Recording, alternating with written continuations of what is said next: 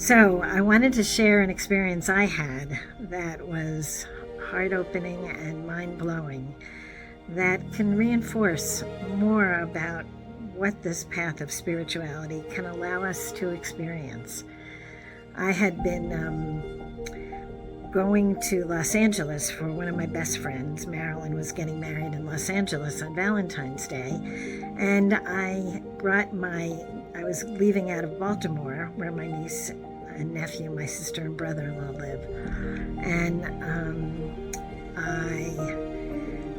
it was going to be Valentine's Day, so I had to give my niece, who's 5, and my nephew Adam, who's 8, Valentine lollipops, because it was going to be Valentine's Day, and they looked really yummy and delicious. I got them from the health food store, and they said, "I love you and be my Valentine." So Lainey, who's 5, bit into hers, and Adam bit into his, and they both said at the same time, "Oh, yuck, this doesn't taste like chocolate," because they look like chocolate, really yummy and delicious. And I realized, oh my God, of course they're not chocolate. They're from the health food store, and in 1991, there was no chocolate in health food stores. It was only carob. So the carob Valentine lollipops got thrown away. And Marilyn had done a reading with what is called a clairaudient. It is actually somebody who is supposed to be able to hear people who have passed on, people who are on the other side. And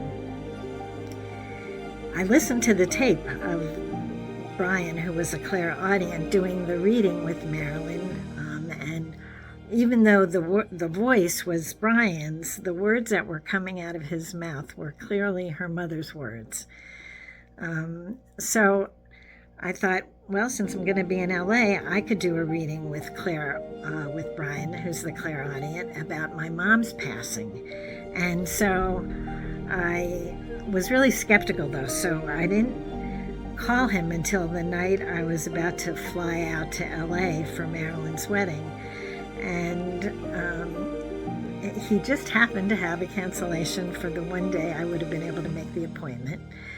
And I didn't tell him anything about myself or who referred me, because Marilyn's also a therapist, and Marilyn and I had run the San Francisco City Yoga Meditation Center together, so I didn't want him to know anything about me that he could pick up from context clues, knowing that I was a psychologist and Marilyn's friend. So he would know that there was a spiritual part that was important to me as well. So I went for the reading, and my mom had just passed away in 1990 at the end of November, and she had died from congestive heart failure. And he starts off the reading, and he tells me that my mom, who was present, died from congestive heart failure. So that was the first little bit mind-blowing, but I was still really skeptical. And then he said that, they have to learn to slow down their vibration and speak with feeling. And so there were people up there helping her learn how to do that, and one of the people was Irving. But my skepticism said, every Jewish family has an Irving. So that didn't, change my skepticism. And then he proceeds to start laughing, and he said, "I have no idea why she's telling me this, but she said, you'll understand." And he said, "Carob is definitely no substitute for chocolate." Well, that blew my mind.